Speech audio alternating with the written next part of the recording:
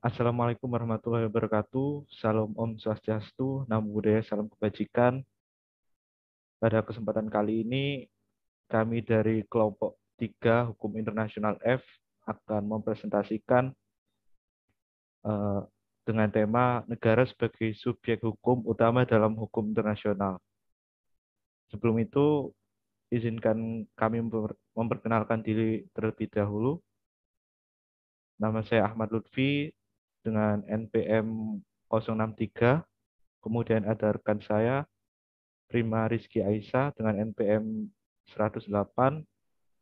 Kemudian ada Nila Wahyuning Tias Wardani dengan NPM 084.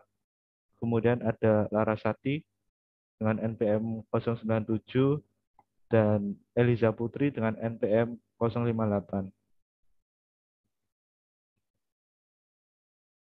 Ya, baik, untuk eh, poin pertama terlebih dahulu kita akan membahas eh, bagaimana sejarah berdirinya sebuah negara. Ya. Untuk yang kita tahu terlebih dahulu, sejarah berdirinya negara adalah merupakan latar belakang ya, terjadinya proses terbentuknya negara yang meliputi berbagai unsur di dalamnya, sehingga menjadikan negara memiliki kedudukan yang tinggi dalam subjek hukum internasional di antara yang lainnya. Karena itulah negara juga memiliki pengaruh kekuatan di dalam penentuan suatu hukum internasional. Ya. Sebelum terbentuknya suatu negara, ada beberapa syarat yang harus dipenuhi agar sesuatu itu dapat dikategorikan sebagai suatu negara. Apa yang kita tahu adalah eh, berlandaskan dari Konvensi Montevideo pada tahun 1933, yang mana pada pasal 1 dijelaskan bahwa syarat pertama sebuah negara adalah adanya eh, penduduk yang tetap atau permanen. Kemudian ada yang kedua adalah wilayah yang terdefinisi.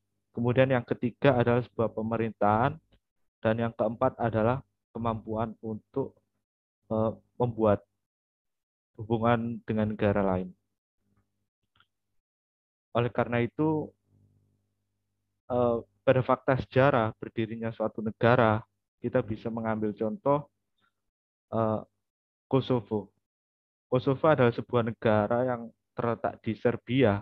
Ya, dulunya Kosovo adalah sebuah provinsi dari Serbia. Namun pada tahun 2014 mendeklarasikan sebagai sebuah negara. Lalu seperti apa terbentuknya sejarah dari Kosovo ini? Ya, Kosovo ini kalau kita tahu setelah terjadinya pendeklarasian dari parlemen Kosovo, sehari kemudian Amerika Serikat melakukan suatu recognition atau pengakuan. Ya, setelah adanya pengakuan dari Amerika Serikat, kemudian diikuti dengan negara-negara lainnya, yakni adalah Jerman, Italia, kemudian Finlandia dan sebagainya. Atas dasar itu maka eh, kemudian berdiri negara Kosovo. Ya, meskipun juga ada negara yang menentang berdirinya negara Kosovo. Tapi kita bisa melihat dari fakta tersebut bahwa negara Kosovo ternyata berdiri eh, adalah salah satunya dengan adanya pengakuan. Ya. Dengan adanya pengakuan, negara Kosovo bisa berdiri. Karena sebelumnya pada tahun 1996, ya, negara Kosovo sudah mendeklarasikan kemerdekaan. Namun karena eh, pengakuan atau recognition dari negara Kosovo hanya Albania yang mengakui, maka eh, mendeklarasikan itu disebut sebagai hanya pemberontakan saja, tidak menjadi sebuah negara. Nah, namun pada 2014, Kosovo mampu berdiri sebagai negara karena adanya banyak pengakuan yang didapatnya. Kemudian ada sejarah berdirinya Indonesia. Seperti yang kita tahu, Indonesia berdiri pada 17 Agustus 1945. Namun berbeda dengan Kosovo, negara Indonesia eh, tidak memiliki adanya pengakuan terlebih dahulu untuk menjadi sebuah negara.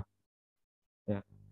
Hal ini karena eh, ada teori yang mengatakan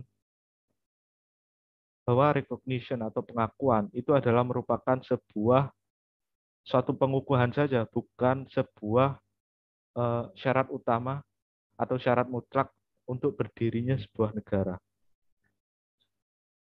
Sehingga perbedaan daripada Kosovo dan Indonesia ini dapat memberikan suatu gambaran pada kita bahwa ada negara yang harus memiliki pengakuan terlebih dahulu untuk berdiri, dan ada juga negara yang tidak perlu pengakuan terlebih dahulu untuk berdiri.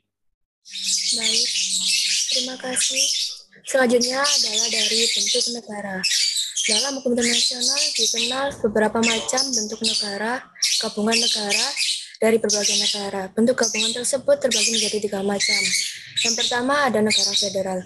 Negara federal merupakan penggabungan dari beberapa negara, biasanya disebut dengan negara bagian.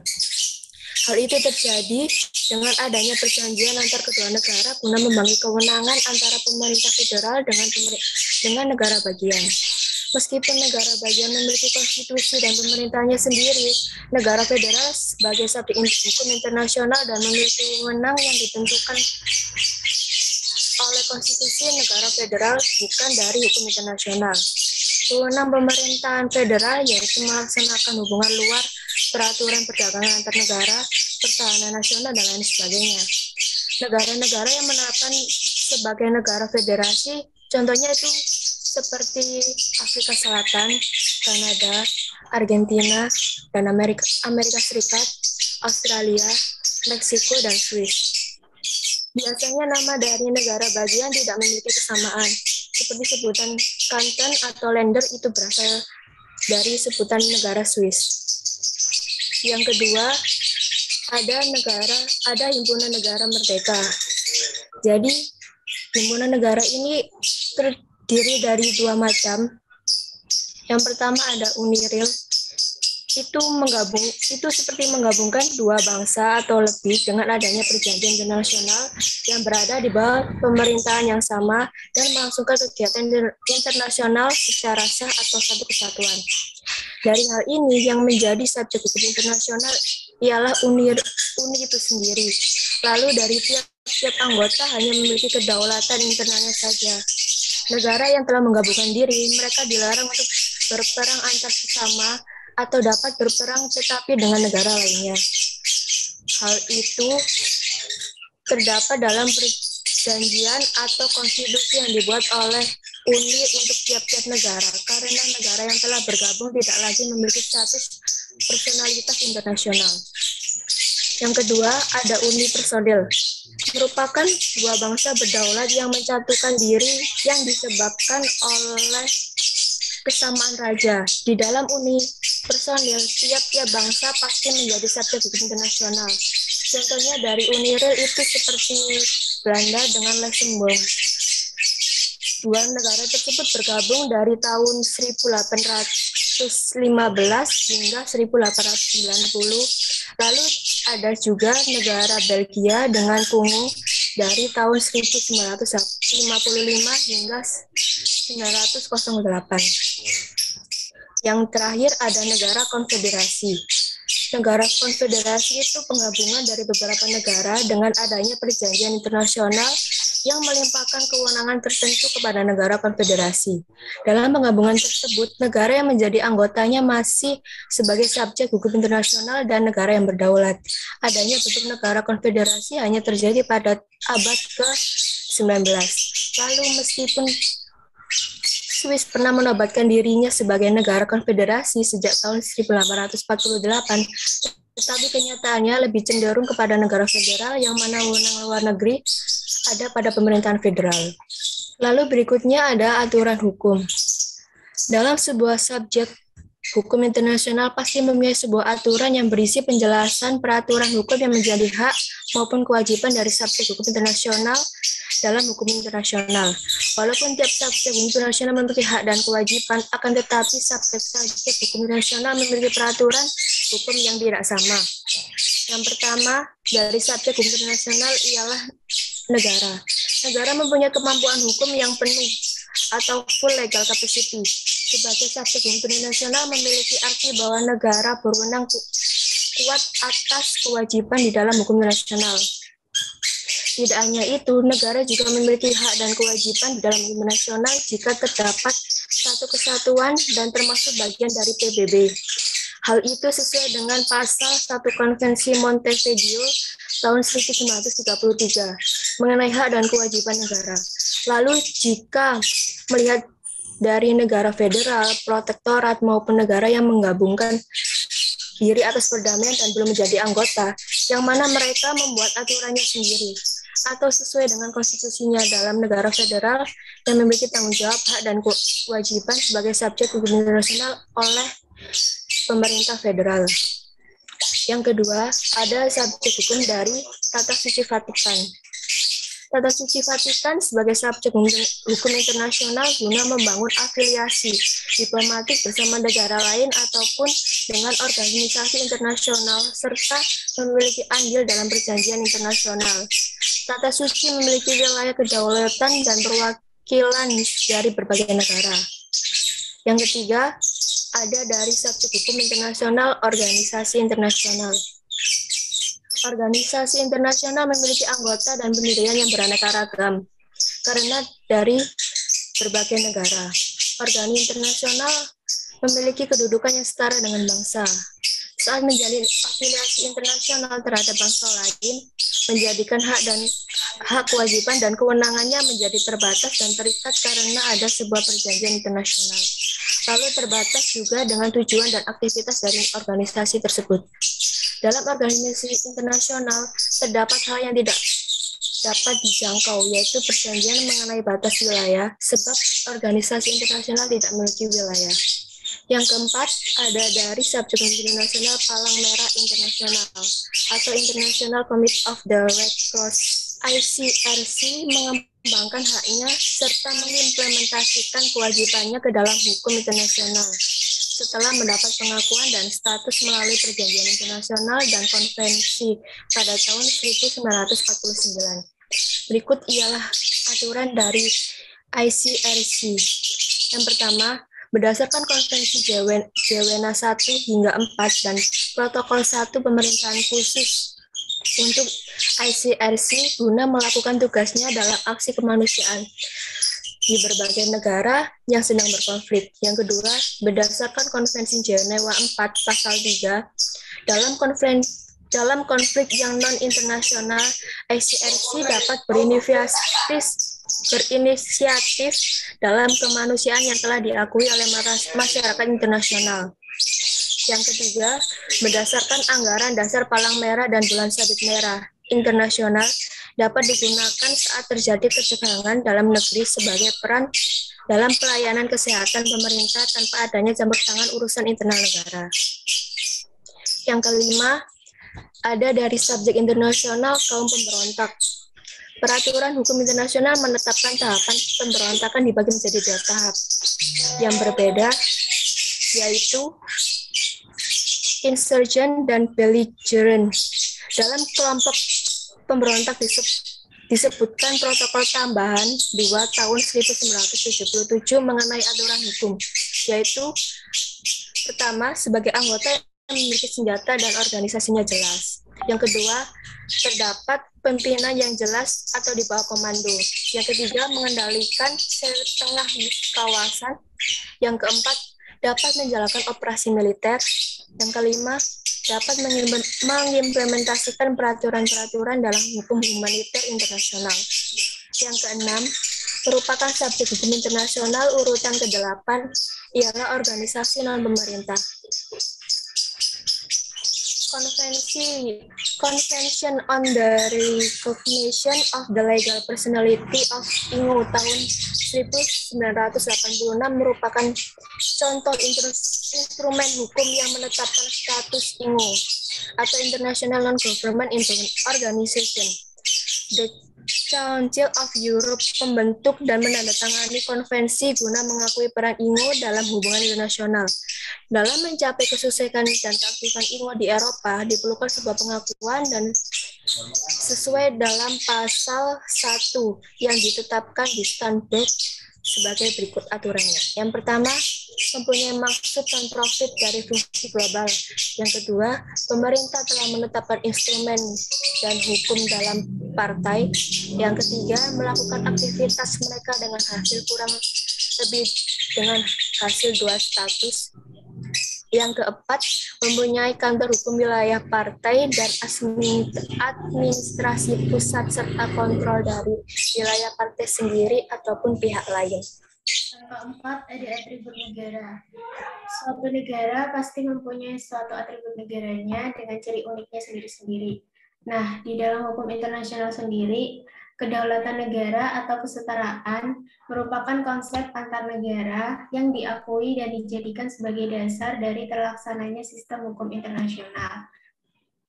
Di dalam hukum secara tradisional, diakui secara internasional bahwa negara merupakan menjadi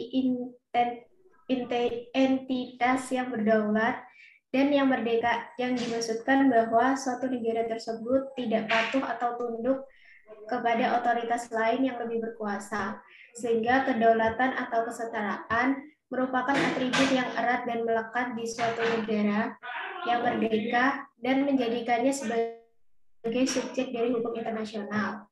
Kedaulatan ini sendiri adalah dasar dari banyak hak-hak yang diakui menurut hukum internasional. Contohnya seperti hak menentukan kewarganegaraan penduduk, hak memberi otoritas dalam wilayah tersebut untuk menolak atau melarang orang masuk, hak-hak yurisdiksi teritorial, dan hak lainnya. Sedangkan kedaulatan adalah sebuah konsepsi yang sangat penting dalam tatanan hukum di negara ini serta di dalam internasional, dan merupakan titik perpotongan dua sistem yang terurut dari hukum. Oleh karenanya, konsep dari negara berdaulat seperti otoritas yang mandiri dari pihak-pihak terlepas dari adanya dukungan oleh sistem administrasi hukum internasional yang dikonfirmasi dengan prinsip non-intervensi dan persetujuan negara. Baik, selanjutnya adalah cara perolehan wilayah. Wilayah adalah komponen penting dari sebuah negara agar dapat diakui sebagai negara yang berdaulat atau sebagai subjek internasional. Hal itu telah jelas dalam Konvensi Montevideo tahun 1933 bahwa wilayah sebagai salah satu kualifikasi yang harus dimiliki oleh sebuah negara. Pembagiannya terdapat dibagi menjadi 5 bagian. Yang pertama adalah penambahan wilayah atau akresi. Akresi merupakan cara dalam peluasan kawasan yang bisa terjadi secara alami atau dengan proses geografi. Bersatu dan terbentuknya suatu kawasan kedaulatan bangsa yang sudah ada. Contoh dari akresi adalah terbentuknya pulau yang terjadi akibat endapan lumpur di suatu muara sungai atau bisa dengan keringnya aliran sungai akibat adanya aliran sungai yang baru. Yang kedua ada cesi.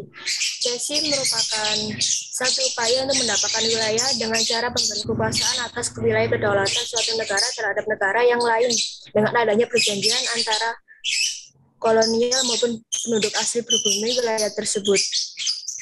Contohnya itu seperti Amerika Serikat pada tahun 1867. Ia membeli Alaska dari Rusia dengan sejumlah uang sebesar $7.200.000. Yang ketiga ada kependudukan atau okupasi. Ialah sebuah cara untuk mendapatkan suatu kawasan dengan cara pendudukan di suatu kawasan yang tidak berpunya di tangan negara manapun, seperti tanah yang belum dimiliki oleh siapapun dan baru ditemukan. Yang keempat ada preskripsi.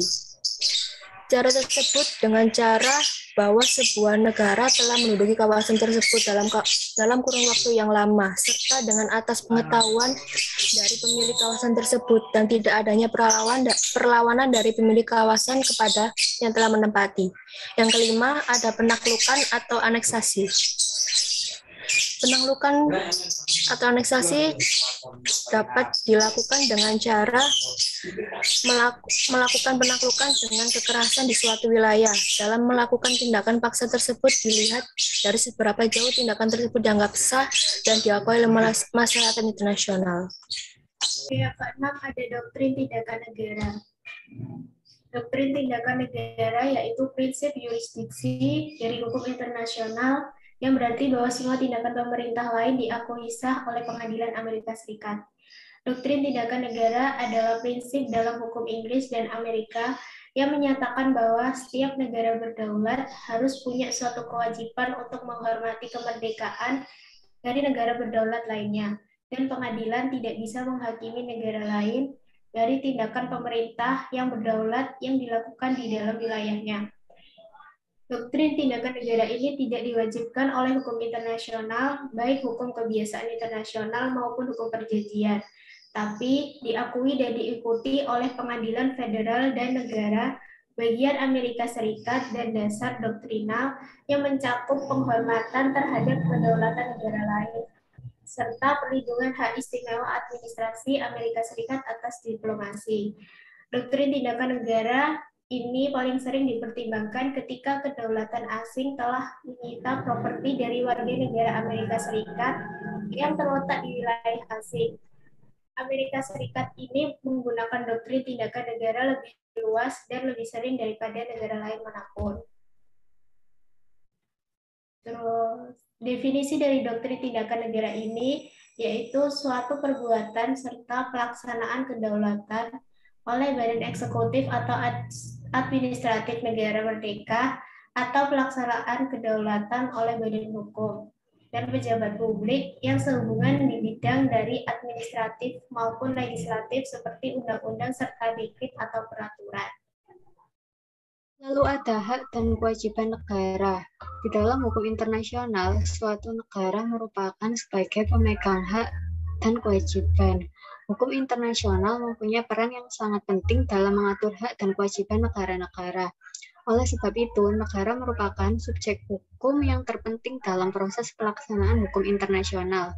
Berdasarkan Draft Declaration on the Rights and Duties of States yang dibuat oleh Komisi Hukum Internasional Perserikatan Bangsa-Bangsa pada tahun 1949, terkandung beberapa hak dan kewajiban sebuah negara, yaitu yang pertama ada hak kemerdekaan.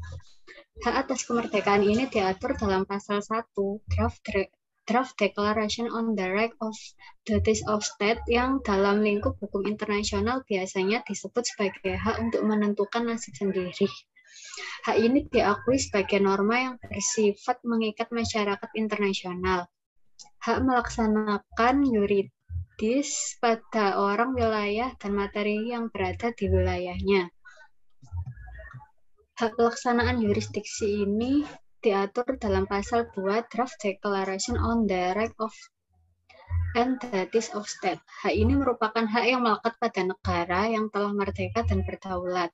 Suatu negara memiliki kebebasan untuk berbuat apapun di dalam negerinya sendiri, asalkan kebebasan tersebut tidak mengganggu keamanan, ketentraman, ketertiban, dan tidak melanggar hukum internasional. Lalu yang ketiga ada hak memperoleh kedudukan hukum yang sama dengan negara lain. Hak ini diatur dalam pasal 5 Draft Declaration on the Rights and Duties of States. Setiap negara berhak diperlakukan sama dengan negara yang satu dengan negara yang lain, tanpa dilihat apakah negara itu kecil atau besar. Hak ini ialah suatu konsekuensi dari prinsip kedaulatan negara. Yang keempat ada hak untuk melaksanakan pertahanan diri sendiri atau kolektif. Hak ini diatur dalam pasal 51 Piagam PBB dan pasal 12 Draft Declaration on the Rights and Duties of States. Dalam pembelaan diri yang terjadi karena agresi bersenjata hingga menimbulkan suatu tindakan yang harus diambil dalam melaksanakan hak membela diri serta harus dilaporkan pada Dewan Keamanan guna untuk memelihara dan memulihkan perdamaian serta keamanan internasional. Ada kewajiban negara. Kewajiban negara yang pertama yaitu kewajiban negara untuk tidak melakukan intervensi terhadap masalah-masalah yang terjadi di negara lain. Kewajiban untuk tidak melakukan intervensi ini diatur dalam Piagam Perserikatan Bangsa-Bangsa Pasal 2 Ayat 7 dan Pasal 3 Draft Declaration on the Right and Duties of State yang diterangkan bahwa suatu negara tidak diperbolehkan untuk ikut campur tangan mengenai urusan dalam negara lain. Yang kedua, ada kewajiban untuk tidak menggelorakan kekacauan sipil di negara lain. Setiap negara diwajibkan untuk menahan diri dari perselisihan sipil di wilayah negara lain dan untuk mencegah organisasi suatu negara di dalam wilayahnya agar tidak memicu perselisihan sipil tersebut. Hal ini dinyatakan dalam Pasal 4 Draft Declaration on the Right and Duties of State. Yang ketiga, ada kewajiban untuk memperlakukan semua orang yang berada di wilayahnya dengan memperhatikan hak asasi manusia. Hal ini diatur dalam Pasal 6 Draft Declaration on the Right and Duties of State. Diterangkan bahwa setiap negara memiliki kewajiban untuk memperlakukan semua orang di bawah yurisdiksi teritorialnya dengan menghormati hak asasi manusia dan kebebasan dasar. Lalu ada kewajiban untuk mengayomi wilayah supaya tidak membahayakan keamanan dan perdamaian internasional. Setiap negara diberikan kewajiban untuk menjaga dan memastikan bahwa kondisi atau konflik yang terjadi di wilayahnya tidak mengancam serta membahayakan perdamaian dan ketertiban dunia. Hal ini diatur dalam Pasal 7 Draft Declaration on the Right and Duties of State. Lalu ada kewajiban untuk menjalin hubungan dengan negara lain sesuai dengan hukum internasional yang berlaku. Dalam hal ini diatur dalam Pasal 14 Draft Declaration on the Right and Duties of State, mengatur bahwa setiap negara yang terikat dengan perjanjian internasional memiliki kewajiban untuk melakukan hubungan dengan negara lain, dan prinsip kedaulatan yang dimana setiap negara harus tunduk pada supremasi hukum internasional. Lalu ada kewajiban untuk tidak berperang dalam menyelesaikan masalah. Kewajiban setiap negara untuk menahan diri dari penggunaan perang sebagai instrumen kebijakan nasional dan penyelesaian konflik dengan cara lain yang tidak sesuai dengan hukum dan ketertiban internasional. Hal ini diatur dalam Pasal 9 Draft Declaration on the Right and Duties of State dan Pasal 2 Ayat 4 Piagam PBB. Lalu kewajiban untuk melaksanakan kewajiban internasional dengan etikat baik. Dalam Pasal 13 Draft Declaration on the Right of Duties of State diterangkan mengenai aturan kewajiban setiap negara untuk melakukan kewajiban-kewajiban dari perjanjian dan sumber hukum internasional dilaksanakan dengan etikat baik. Dan negara tidak boleh mencabut ketentuan-ketentuan dalam konstitusinya. Yang terakhir ada kewajiban untuk menyelesaikan sengketa secara damai. Dalam penyelesaian konflik antar negara, suatu negara yang sedang bersengketa wajib menyelesaikan perselisihan dengan negara lain secara damai, supaya prinsip keadilan dijunjung tinggi sehingga tidak mengganggu keamanan dan ketertiban internasional. Hal ini diterangkan dalam Pasal 8 Draft Declaration on the Right and Duties of State. Baik, untuk selanjutnya yaitu suksesi negara. Suksesi negara sendiri memiliki definisi bahwa suatu kondisi di mana terjadinya pergantian negara dikarenakan adanya pergantian atau perubahan kedaulatan suatu wilayah, sehingga memicu adanya akibat hukum yang kompleks. Nah, pergantian tersebut itu terjadi antara negara yang diganti atau predecessor state kepada negara yang mengganti atau successor state. Bentuk suksesi negara sendiri ada 5. Yang pertama yaitu penyerapan atau bergabungnya suatu wilayah dengan negara lain. Contohnya yaitu penyerapan Korea oleh Jepang pada tahun 1910. Yang kedua ada pemecahan atau dismemberment, yaitu separasi wilayah suatu negara kemudian membentuk suatu negara baru atau wilayah baru yang akhirnya berdiri sendiri. Contohnya lenyapnya Uni Soviet dan sekarang Uni Soviet itu terbagi atau terpecah menjadi negara-negara baru yang berdiri sendiri. Kemudian ada unifikasi dari pemecahan dan penyerapan atau gabungan dari penyerapan dan pemecahan, yaitu penguraian suatu wilayah dari suatu negara menjadi beberapa negara bagian. Lalu negara-negara bagian tersebut membentuk suatu negara baru atau diserap oleh negara lain. Contohnya pecahnya Polandia pada tahun 1795 yang beberapa wilayah pecahannya masing-masing diserap oleh Rusia, Austria, dan Prusia. Kemudian ada negara merdeka baru atau newly independent state, yaitu separasi wilayah yang terhimpun dalam suatu kesatuan negara atau negara jajahan yang kemudian membebaskan diri dari negara yang menjajah. Contohnya Indonesia yang memisahkan diri dari Belanda yang sebelumnya Belanda itu menjajah Indonesia. Bentuk yang kelima yaitu bentuk atau corak lainnya yang merupakan peleburan negara-negara atau terurainya suatu negara menjadi beberapa negara. Selanjutnya ada jenis suksesi negara. Jenis suksesi negara ini terbagi menjadi dua dalam prakteknya. Yang pertama ada suksesi universal dan suksesi parsial. Untuk suksesi universal sendiri ini kita ketahui bahwa dalam suksesi universal ini tidak adanya identitas nasional, sehingga dikarenakan wilayah dari suatu negara itu telah dikuasai atau dimiliki oleh negara lain. Contohnya pada tahun 1982 terjadi perpecahan wilayah dari Kolombia yang kemudian menimbulkan terbentuknya 3 negara merdeka baru, yaitu Venezuela, Ekuador, dan New Granada. Yang kedua ada suksesi parsial. Dalam suksesi parsial ini kita ketahui bahwa eksistensi negara yang digantikan itu masih ada atau masih eksis. Tetapi suatu wilayah atau sebagian wilayah dari negara tersebut itu melepaskan diri menjadi suatu negara baru atau bisa bergabung dengan atau berasosiasi dengan negara lain. Contohnya pada tahun 1999 terjadi pemisahan diri dari wilayah Timor Timur yang kemudian lepas atau melepaskan diri dari Indonesia dan membentuk suatu negara baru yang sekarang bernama Timor Leste. Indonesia sebagai negara yang digantikan itu masih ada eksistensinya sampai sekarang.